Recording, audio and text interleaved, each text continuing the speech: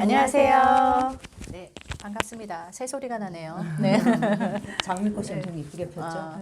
여기 나오니까 좋네요. 또 저희가 한 1년 됐나요? 그렇죠? 여기서 찍었던 저기. 네. 작년 이맘때. 네. 빨간 벽돌. 광남중학교 다녀오셨다면서요? 네. 네. 중학교 학부모님들 초청받아서 와. 강의를 했는데 뭐 이런 강의는 많이 했었으니까 근데 요번에 우리 임민찬 작가. 의대생. 맞아요. 임민찬 작가. 네, 의대생 그 임민찬 작가님 반응이 너무 좋아가지고 제가 실제로 이제 학부모님들 또 만나고 싶어 하세요. 그래서 같이 가서 제가 1시간 반 하고 이제 30분을 드렸는데 1시간을 하셨어요. 반응이 너무 좋아서. 되게 적극적이시던데 보니까 뭐 그때도. 입시 전략 이런 거 엄마가 알아야 될 입시 전략, 뭐 입시 정보 이런 거는 이제 제가 정리를 해서 강의를 했고 그 다음에 이제 국영수 공부법. 특히 이제 중학교 학부모님들이니까 중학교 때까지 국영수 어떻게 해야 되는지 우리 그게 반응이 되게 좋았잖아요. 네. 그 얘기 위주로 해주셔서 반응이 되게 좋았어요. 역시나. 그 A등급 비율을 보여줬더니 엄마들이 깜짝 놀라셨다고. 그게 무슨 얘기죠? 중학교 A등급 비율이 한 학교별로 이렇게 보면 최저만 한 30에서 많으면 60까지도 맞아. A를 줘요. 그러니까 우리가 누누이 그 얘기 했잖아요. 중학교 때 그 A등급 받았다고 고등학교 때 1등급 받는 거 아니라고 계속 얘기를 하는데 엄마들은 A를 받았으니까 잘했을 거라고 생각을 하는데 진짜 실질적으로 중학교 어머님들이 모르시는 경우가 굉장히 많더라고요. 그렇지. 네. 근데 그거를 뭐 이렇게 알려주지 않으면 솔직히 그치. 중학교 어머니들은 모르잖아. 그리고 내 아이의 성적표만 엄마들은 보니까 맞아. A야 다. 근데 절반이 A인 거예요, 그냥 그치. 평균적으로.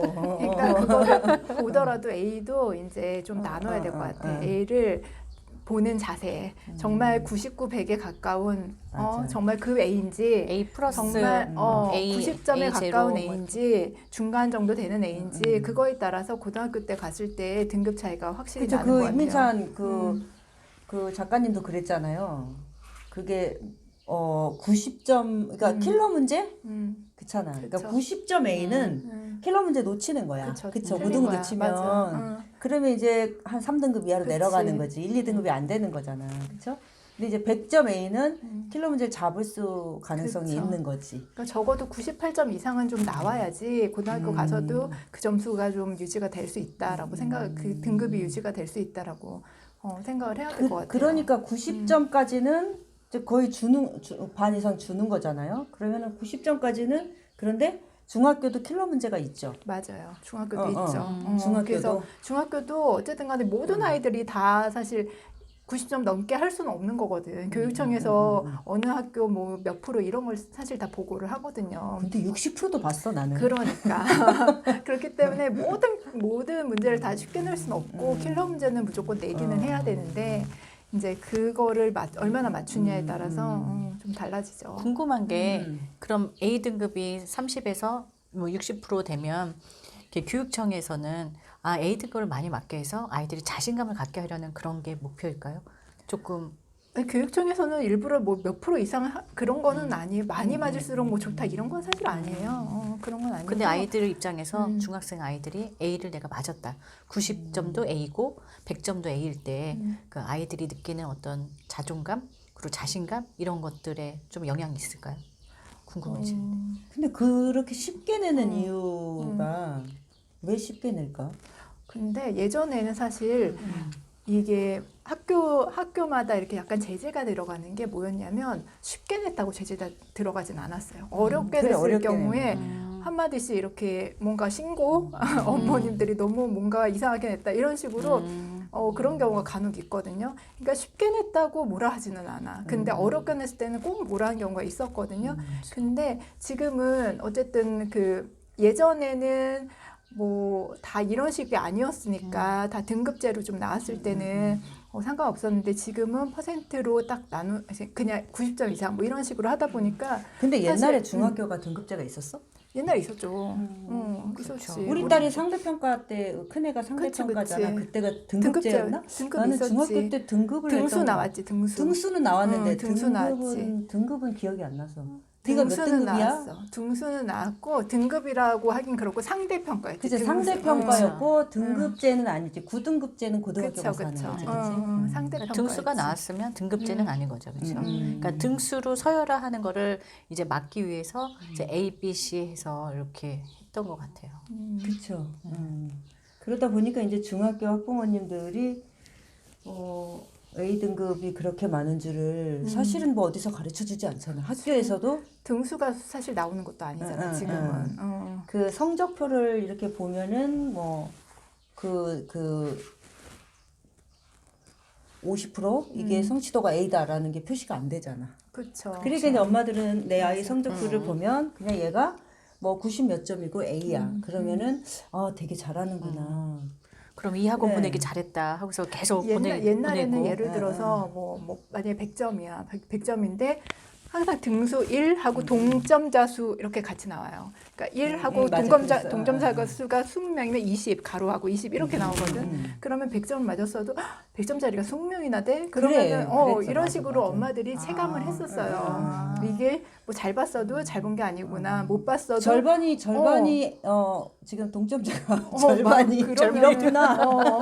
그러니까 근데 지금은 전혀 그런 걸 그런 모르니까 걸 모르니까. 현실이 자각이 안 되지. 그러니까 엄마들이 중학교 엄마들이 그게 자각이 안 돼. 그러니까는 그 과열된 아주 치열한 경쟁은 고등학교 가서 하고 중학교는 그래도 진로도 탐색해 보고 좀 성적을 어느 정도 받아도 내가 A라는 거 좀 안정감도 느끼고 그런 의미가 그런 있는 것 같아요. 취지라기보다는 그 중학교 때는 그냥 좀 자아 정체성, 너가 뭘 하고 어떻게 살고 싶은지 그거가 포인트여서 중학교 그쵸? 때부터 그렇게 막 과열된 그런 입시 경쟁을 하지 마라 그런 의미 아니었을까? 근데 이제 이런 상황을 아는 엄마들은 중학교 내신을 안 믿는 거죠. 그쵸, 그래서 이제 그쵸. 미리 준비를 하고 그런 엄마들이 애가 고등학교 가서 이제 현실을 빨리 자각하는 게 사실 되게 맞아요. 중요해. 맞아요. 네. 그러니까 마냥 긍정적인 게 좋지만은 않아. 이럴 때는.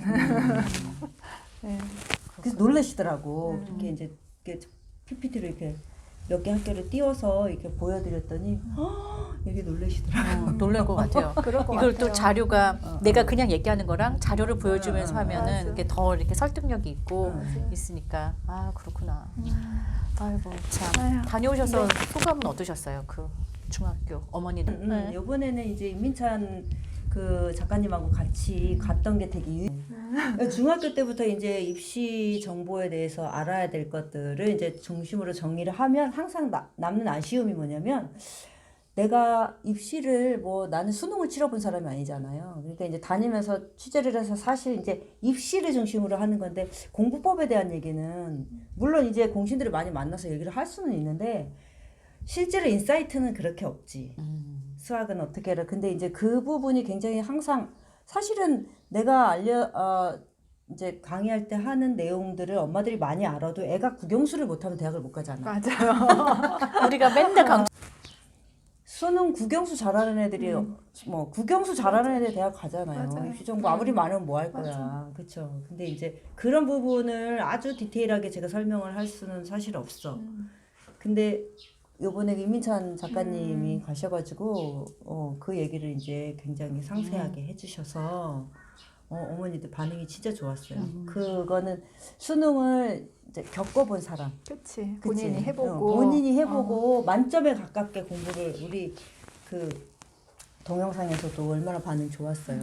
네, 그래서 현장에서 뜨끈뜨끈하지. 뜨끈뜨끈하지 솔직히. 신상이지. 수능 신상.